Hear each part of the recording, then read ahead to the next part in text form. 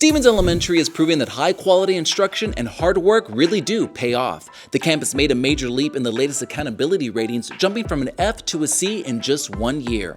And for teachers like Dare Rodriguez, the progress doesn't come as a surprise. I teach reading, language arts, I teach social studies, and art of thinking. Art of thinking, what is the art of thinking?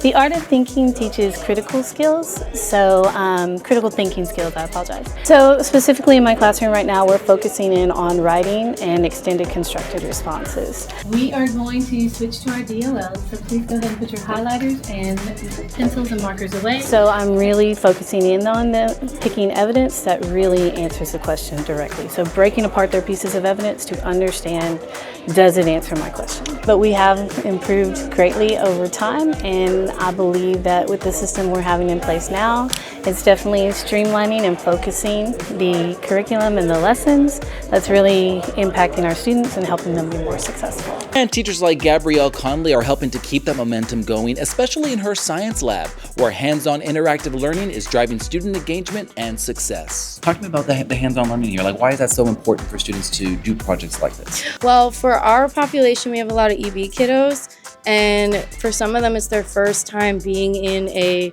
regular setting class with English. So for science, it's so important because sometimes the language barrier is a difficulty for the students, but once they can see using their hands and building these projects, it just takes them to a place where they're understanding it, regardless if I'm speaking in Spanish or English. I add my own touch to things. I like to add my interactive videos, my rap videos. My kids roll their eyes, but they love it, and then they sing all day.